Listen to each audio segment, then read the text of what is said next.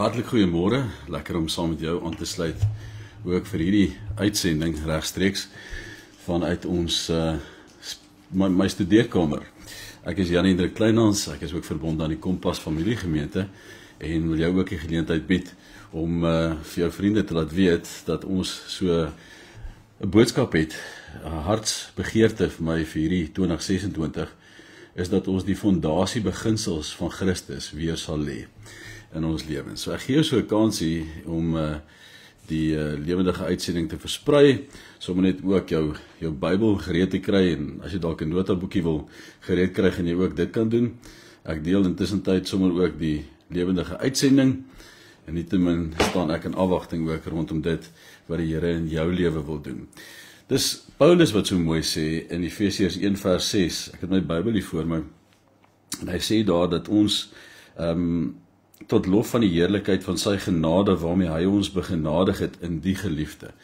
Paulus wil dan hier sê, jy weet, ons is begenadig in die geliefde, en die geliefde is Jesus. So daarom het ek die vrymoedigheid vir julle wat in Jesus is, om ook aan julle te sê, welkom vanmôre geliefdes, julle wat Jesus dan lief het. Ek vertrou ons klank en dinge is reg, so ek kan voortgaan, en as jy nou net by ons ingeskakel het, baie welkom, is ook lekker om jou deel te hê van hierdie uitsendings. Ek wil net saam met jou bid vanoggend, sommer regtig net die Here se seën afbid oor ons byeenkoms hier, waar jy ook al mag wees, reg oor Suid-Afrika. Ek vertrou die Here is ook besig om jou toe te rus en te laat uitrus vir die nuwe seisoen en die uitdagings wat voor lê. Kom ons sluit ons oë. Almagtige Here en Hemelse Vader. Vader, ons het 'n begeerte om U te ontmoet. In hierdie seisoen waar U ons nou geplaas het om self te posisioneer, sodat ons U hart, U stem en U woord so kan toepas in ons lewe, dat ons in 'n deurbraak mentaliteit 2026 uitleef. Vader, ons het nodig in die tyd waarin ons leef om lig en sout te wees, en dat uit ons eie krag is dit net onmoontlik. Daarom kom bid ek nou, Vader, dat U ons bekwaam maak, ver verby ons krag of ons eie vermoë. Ons bid dan vir wysheid ver verby ons jare en wysheid van bo, Here, sodat ons nie op ons eie krag steun nie, maar op die genade wat U ons sluit in ons gehoorsaamheid aan U seun. Dankie, Here, vir U kosbare liefde, U genade. Ons eer U ook in hierdie tyd, in Jesus naam, amen. Luister, eerste dinge eerste. Dis die boodskap vanoggend, en ek weet nie of jy bewus is daarvan nie, maar daar is letterlik 967 name of beskrywings van God in die Bybel. En ek het 'n besonderse een gekry in die volgende gedeelte. Micha 2 vers 13 staan daar: die deurbreker sal optrek voor hulle uit. Hulle sal deurbreek en deur die poort intrek en daardeur uittrek, en hulle koning sal voor hulle uitgaan en die Here heeltemal vooraan. Is nie interessant nie? Die deurbreker is nog 'n naam van die Here wat ek sommer net aan jou wil bloot lê, as die een wat deurbreek. Dan staan daar ook, jy weet, hy gaan dit doen soos water. Hy sal optrek voor hulle uit, hy sal deurbreek en deur die poort intrek, daardeur uittrek, hy sal voor hulle uitgaan en heeltemal vooraan. Is my interessant hier, dit gee vir ons 'n bietjie van 'n ander perspektief oor hierdie liewe Jesus wat ek en jy so mee groot geword het. Ons kom agter dat die Jesus waarvan ons hier praat is vors, vurig, die een wat grense breek, die een wat bevrydings doen, die Here wat ons losmaak van die vestings en beperkings van hierdie wêreld. Kolossense 1 vers 13 sê hy het ons bevry van die duisternis en oorgebring na die koninkryk van die seun van sy liefde, die koninkryk van Jesus. Dis maar gisterand waar ons, weet nie wat het jy gedoen op die ou jaar nie, maar ons het vir iemand gebid wat bevryding nodig gehad het, oor 'n leuen wat oor hierdie persoon se lewe uitgespreek is, wat 'n vesting geraak het, wat hierdie persoon so angstig gemaak het, dat net die Heilige Gees bevryding kon doen op daardie oomblik in daardie persoon se lewe. So, ek wil jou 'n ander perspektief gee, en onthou ons tema vanoggend is eerste dinge eerste. Dis al klaar 'n goeie begin om te weet dat Jesus die deurbreker, soos Micha 2:13 dit stel, vooruit trek. So God neem homself in 'n posisie van 'n deurbraak mentaliteit in. Met ander woorde, hy is die deurbreker. Is dit nie interessant nie? Is geweldig positief, en ek neem aan jy beleef dit ook so dat God jou wil bevry van 'n klomp goed Hy wil 'n klomp grense deurbreek, grense platslaan, vestings afbreek, maar as jy nie verstaan dat dit tot positiwiteit en tot voordeel van jou sal wees nie, kan hierdie deurbrake of afbreek baie keer negatief ervaar word deur jouself. Jy weet, om die deurbraak te beleef wat die Here in jou lewe wil doen, moet jy die Here van die deurbraak ontmoet, moet jy verstaan hoe die koninkryk van God werk. En daarom begin ek hierdie boodskap. Jy gaan duisende nuwejaarsboodskappe hoor, geestelike inspirasies, waar almal jou vertel hoe wonderlik fantasties gaan hierdie jaar wees, en jy moet nou net positief wees, maar ek wil die geestelike beginsels, die fondasiestene van die geloof, weer aan jou voorhou. Vir jou sê, as jy nie die deurbreker ontmoet nie, sal jy geen deurbraak hê hierdie 2026 nie. Dit wat die Here dan wil afbreek, ook in jou lewe, om die deurbraak te verseker, sal vir jou voel of dit jou breek. En dis waarvoor ek 'n bietjie bekommerd is. Jy weet, ek wil met jou hierdie stappe deurwerk om vir jou te sê, die Here wil in hierdie seisoen van 2026, hierdie nuwe seisoen, wil hy gesinsvloeke breek. Kom ek verduidelik net gou iets daarvan. Mense sukkel, jy weet, ons sal goed sê, soos ons mense sukkel altyd so. Jy weet, ons kleinhanse het nou maar hierdie manier. Dis 'n gesinsvloek, of generasionele patrone, goed wat oorgedra word as generasievloeke, en luister gou, dis so eenvoudig soos, weet jy wat, my ouers het hierdie sonde gedoen, en dit gaan oukei, en ek is nou besig om hartstogtelik te volg in hulle voorbeeld, en daarom bring sonde 'n sekere gevolg, en daardie gevolg kry ek nie gebreek oor my lewe nie, want ek het nie gebreek met hierdie sonde nie. Nou daar sal nie 'n deurbraak in 2026 in jou lewe wees, hoor my hart, as jy nie ontslaa raak van hierdie gedragspatrone of hierdie generasionele patrone nie. Daar's ook hierdie beperkte denke wat God se deurbraak in jou lewe beperk. Ek kan nie, ek sal nooit, dis onmoontlik. Vir God is niks onmoontlik nie. En ek het met jou maar gedeel hier in Kerstyd dat met God ook niks onmoontlik is nie. Miskien is dit wat jou deurbraak beperk 'n klein teologie.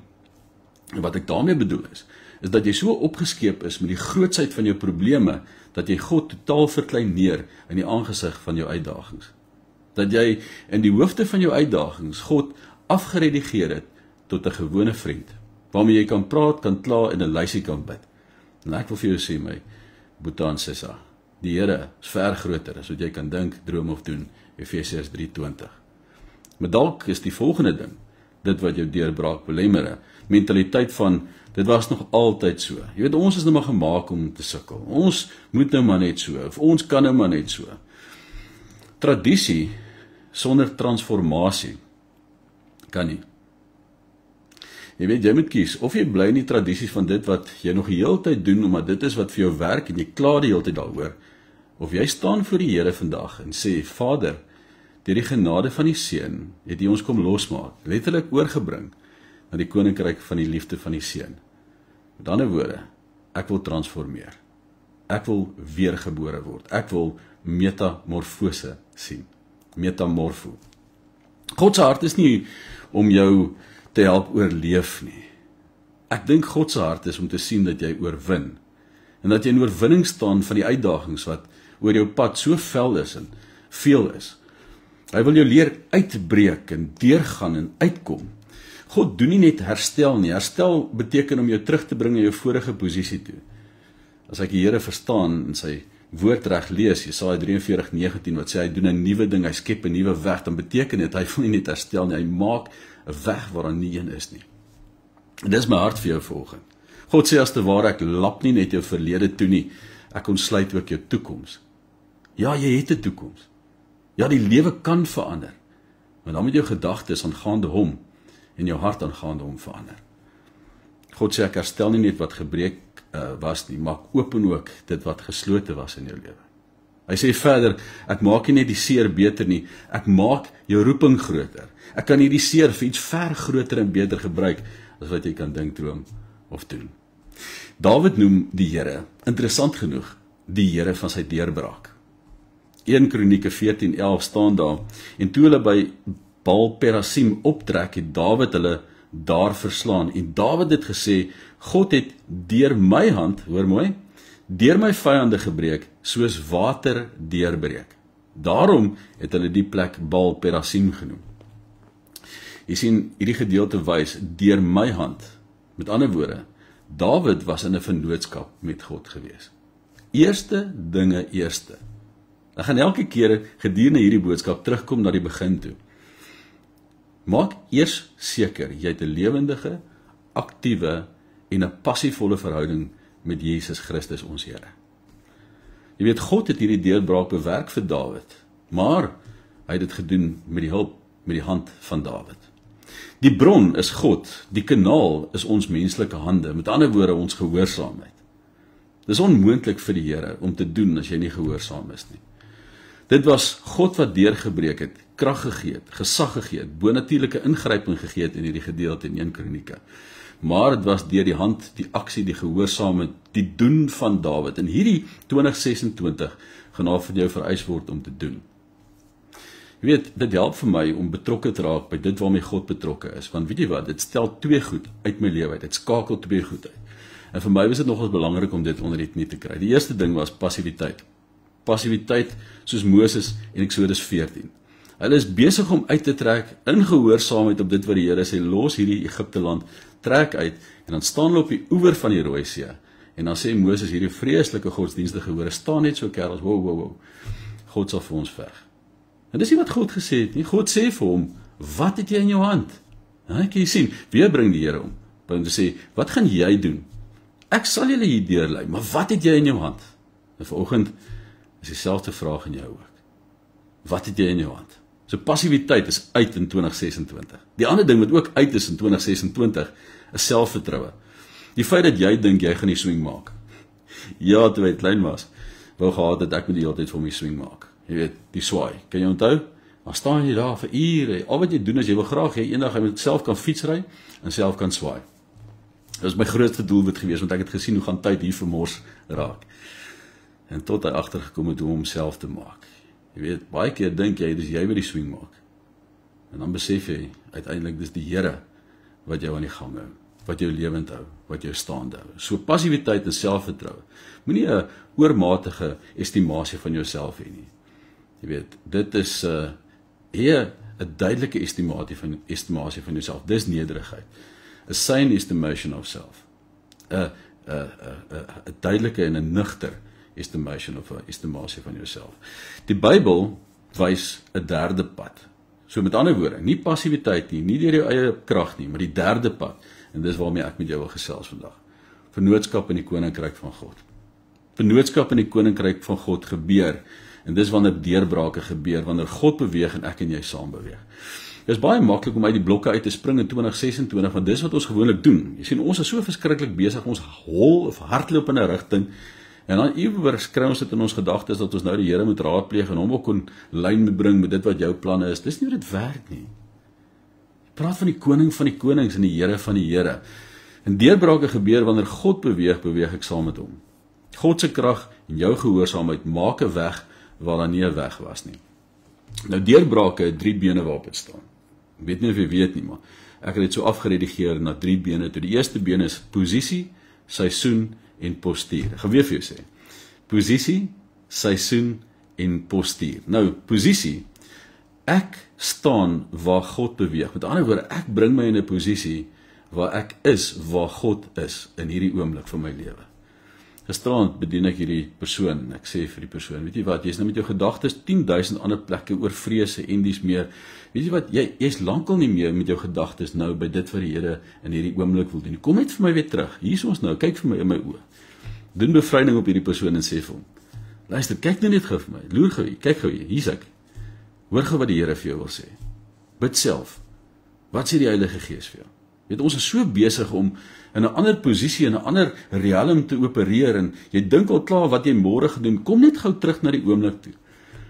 Daar's 'n gesegde in Engels wat sê, his presence, met ander woorde, sy geskenke, is in die heiligheid, die teenwoordigheid. His presence, in his presence. Die geskenke wat die Here gee is in sy teenwoordigheid. Posisioneer jou weer in die teenwoordigheid van God. Daar's plekke in die gees waar God dinge oopmaak en openbaar, en ek wil hê jy moet dit soek met jou hele hart. Dis wat hy sê in Matteus 6:33. Eerste dinge eerste.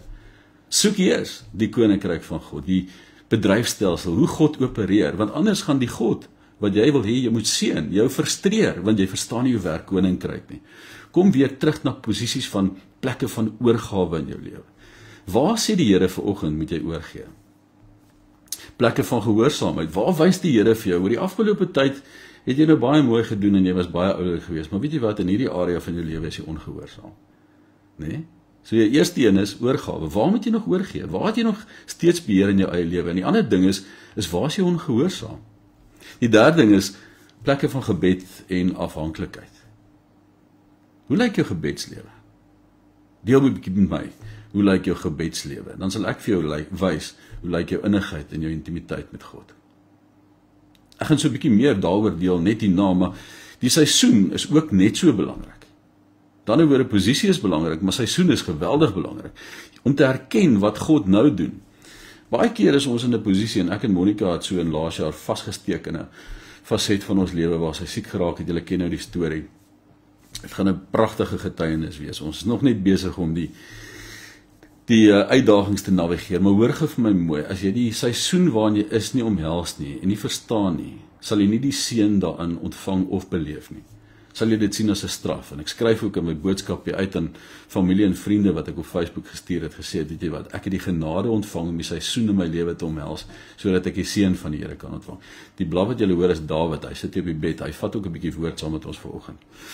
So erken dit wat die Here nou doen, dis die seisoen. As jy die seisoen mis, gaan jy in die verkeerde ritme leef en dan gaan hierdie ding jou frustreer. Geweldig frustreer. Jy gaan wens hierdie seisoen is verby en so wens ons lewe om in steede van om die geskenke te ontdek. Jy weet, daai stuk land te koop en daai skat te gaan soek. En dis wat ek graag wil doen in 2026. Ek het hierdie stuk grond gekoop saam met jou. Ek het eienaarskap geneem van dit wat die Here my voorgespaar het in 2026 en ek gaan nou die skat van die koninkryk ontdek saam met jou.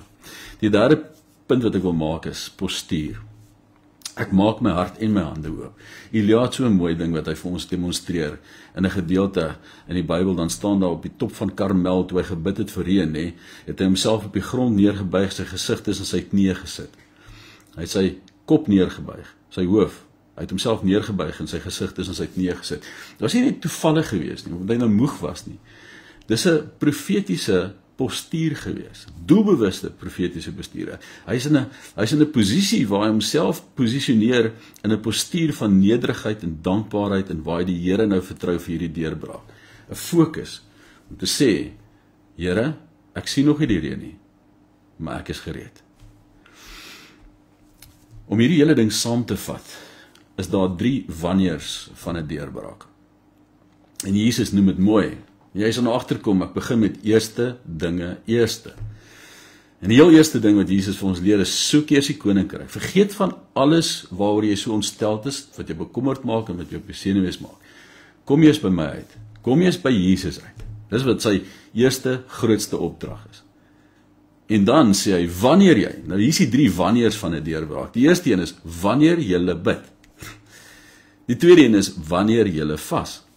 Die derde een is, wanneer jy gee.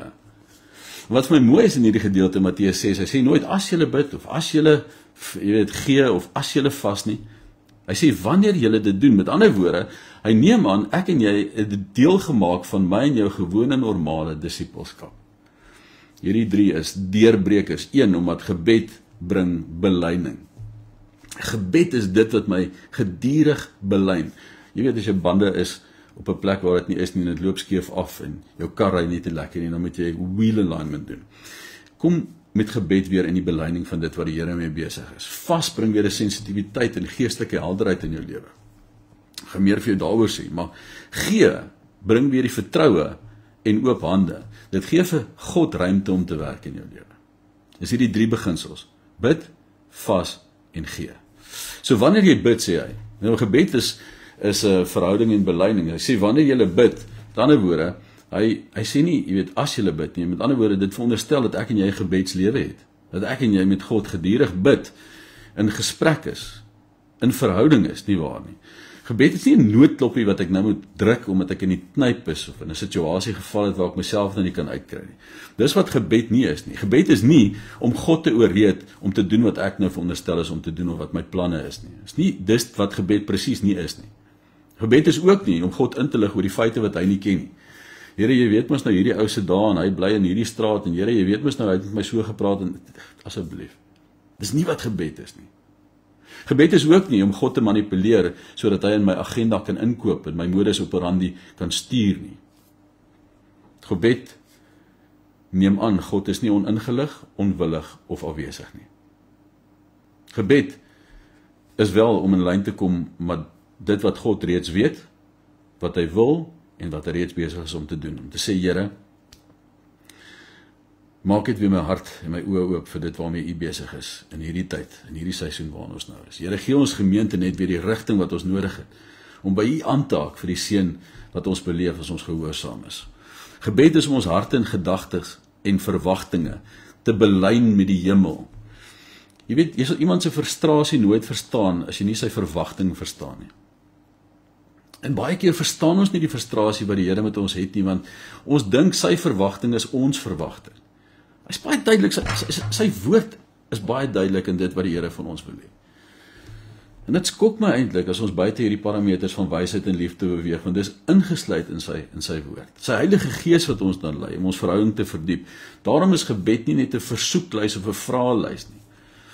Matteus 6 vers 8 sê die volgende, luister, dis baie interessante vraag, as jy dit ooit vir een teoloog sal vra eendag, of miskien wil jy dit sommer net om die tafel bespreek, maar julle Vader weet reeds wat julle nodig het voordat julle hom vra. Hoekom dan bid? Dis 'n lekker vraag dalk vir 'n bespreking. Ek gaan sommer net so my antwoord gee. Dit beteken nie ons hoef nie te bid nie.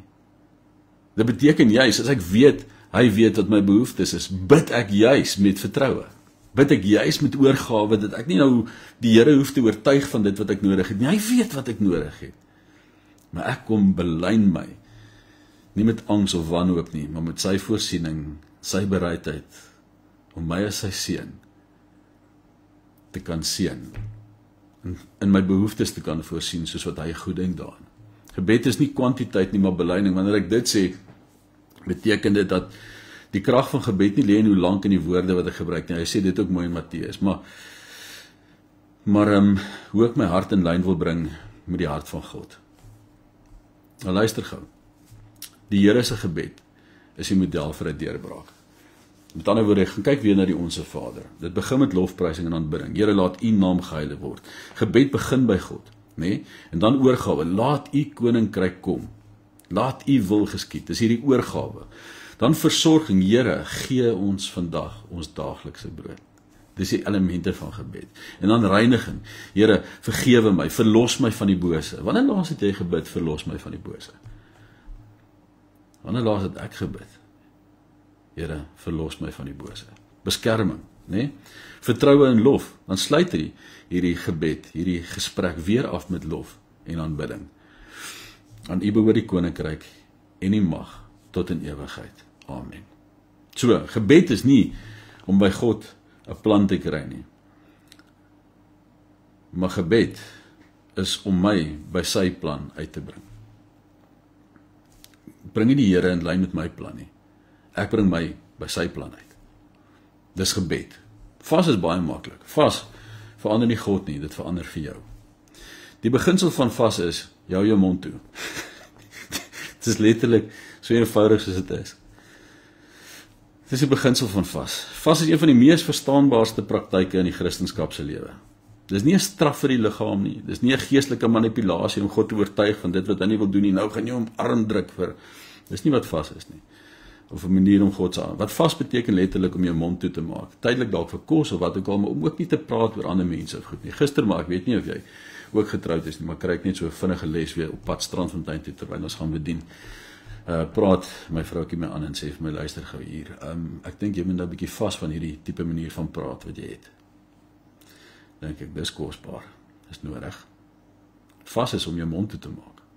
Vas is om dit wat jy so geweldig afhanklik is in jou lewe, net een kant toe te skuif en op die Here te fokus. Wanneer ons vas, vertraag ons lewensritme. Ons breek so 'n bietjie ritme. En ons kom in sy ritme. Ons raak stiller voor God. Ons geestelike sintuie word wakker. Ek weet nie of jy al gevas het nie, maar ons begin meer sensitief raak vir dit en die dinge van die Heilige Gees. Daar staan so mooi in Handelinge 13:2, daar staan, terwyl hulle die Here dien en vas, het die Heilige Gees gesê. Hoe kan jy die Here hoor as jy besig is? Dis onmoontlik. Luister, ek is taamlik besig en ek sê nou vir jou, as ek nie tyd maak en tyd uitkoop nie, ek battle vir stilte tyd deur die week, om sy stem te hoor. Vas bring geestelike helderheid, rigting vir besluite, en dit bring God se werk in aksie. Want nou belyn ek my met dit wat God se hart is oor my lewe. Jesaja 58:8, dan sal jou lig deurbreek soos die dag breek en jou genesing uitspreek. Vasbring oorwinning. Die ander interessante teksgedeelte wat ek ook wil aanhaal vinnig is die gedeelte in 2 Kronieke 20, 3 en 4, waar Josafat hierdie ongelooflike besluit maak, nadat hulle angsbevange is. Daar staan in vers 3, en Josafat het bevrees geword en sy aangesig daarop gerig om die Here te soek. Eerste dinge eerste. Hierdie volk wil hom aanval. Hy staan omring deur vyande. En wat doen hy? Gaan koop blikkies kos, net voor die 94 verkiesing.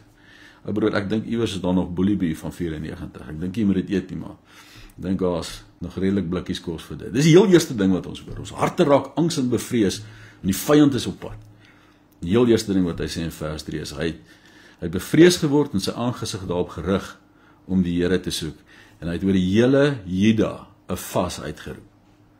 En hulle het in Juda byeengekom om die Here se hulp te soek, staan daar in die woord. Selfs uit al die stede van Juda het hulle gekom om die Here te soek. Luister, as jou jaar nie in die gemeente waarin jy betrokke is so begin nie, het ons moeilikheid. As ons net weer geestelike programmetjies doen, sonder om die belangrikste ding die belangrikste maak, om die Here se aangesig te soek, het ons al klaar verkeerd begin.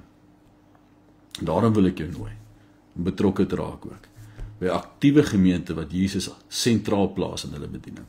En die volk was bang geweest, maar wanneer ons vas, raak ons nigter van verstand, kry ons 'n perspektief, kry ons 'n strategie, en wat hierdie koning hoor is om hierdie band, hierdie orkes, hulle lofprysing en aanbiddingsleiers heel voor aan die troepe te sit.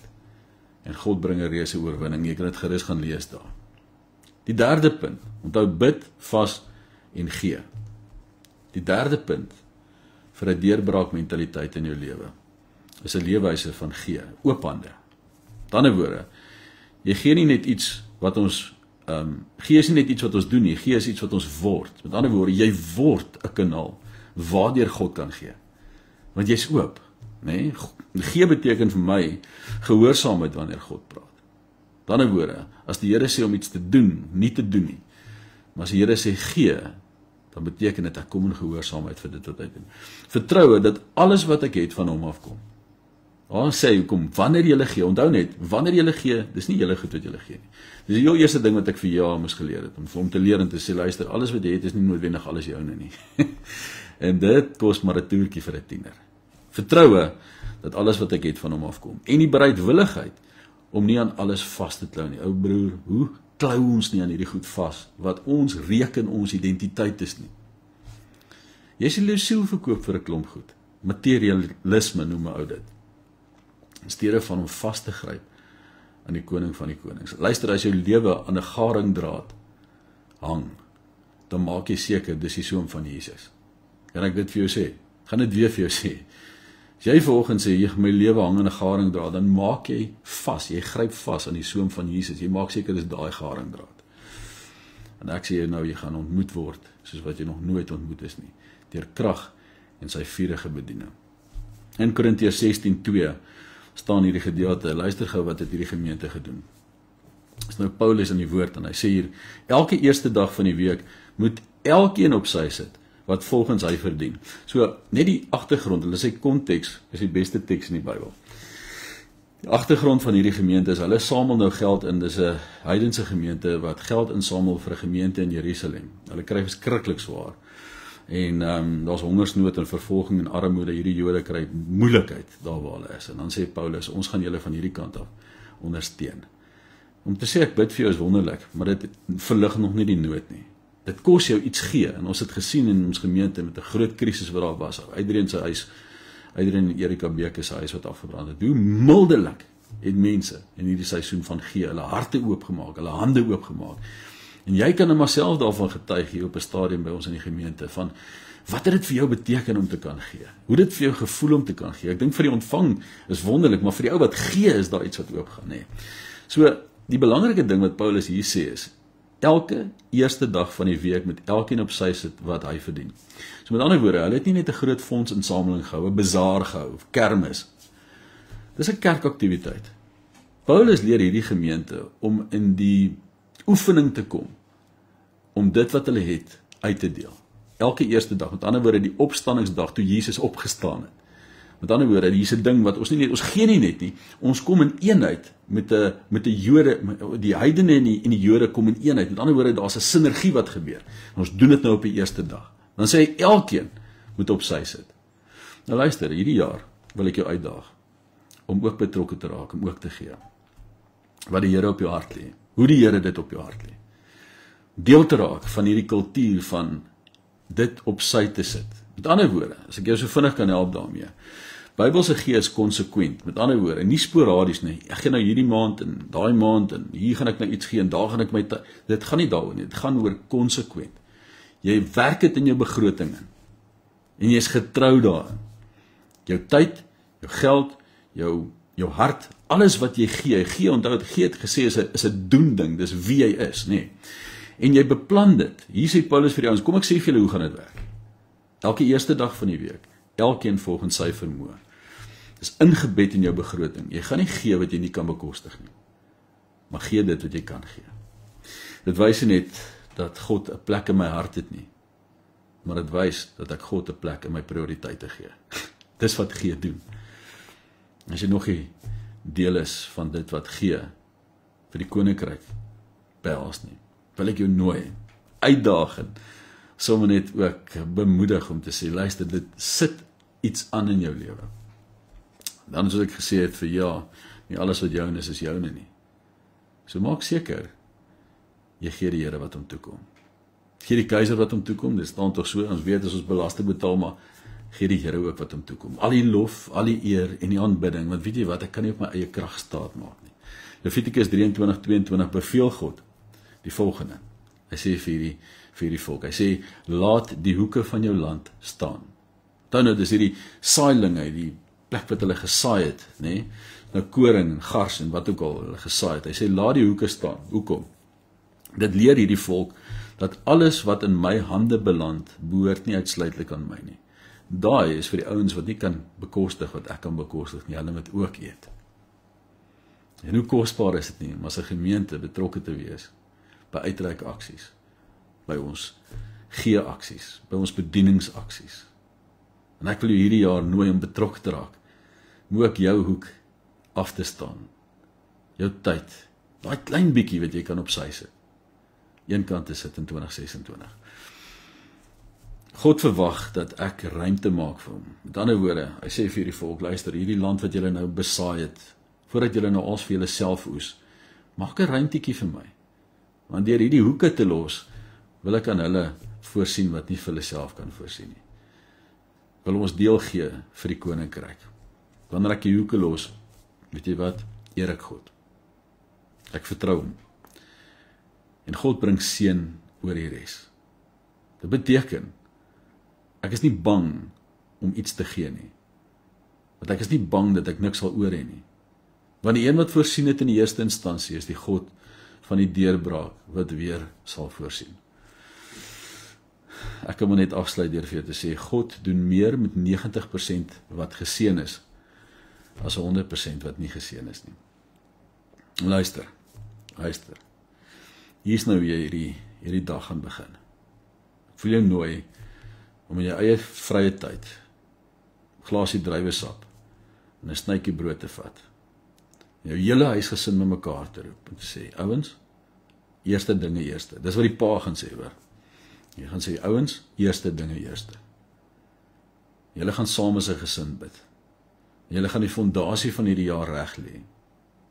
Julle gaan vir mekaar bid, julle gaan mekaar vergewe, en julle gaan mekaar vryspreek, en dan gaan julle opstaan. En dan gaan julle begin om akkuraat te bid, te besluit wat ons hierdie jaar gaan vas en watter tye ons dit gaan doen en hoe ons gaan gee. Wat ons as gesin vir die Here wil gee hierdie jaar. Eerste dinge eerste. Kom ons sluit ons oë. Ek is opgewonde om jou gou weer te sien in ons teenwoordigheid by ons Kompas familiegemeente, daar in die vrolike Vinkies Kleuterskool. Ek wil sommer net vir jou bid en jou ook net seën, want jy het my so geseën hierdie jaar. Kom ons bid saam. Vader, dankie vir gelowiges wat uitgekies is in die geliefde, en daarom is ons geliefdes, Here. Oorgebring verlos uit die duisternis, oorgebring na die koninkryk van die Seun van sy liefde. Here, ek kom spreek nou u seën uit oor families, wat die fondasiestene lê, wat eerste die koninkryk soek in hierdie nuwe seisoen, vir hulle self, vir hulle geliefdes, en vir hulle eie lewe. Here, beloon asseblief ons gehoorsaamheid met u teenwoordigheid, want in hierdie teenwoordigheid is die geskenk van dit wat u oopbreek, die openbaring van wie u werklik is. En wanneer ons sien wie u werklik is, Here, dan is hierdie tyd waarin ons leef, die seisoene en die uitdaging, absoluut niks seggend nie.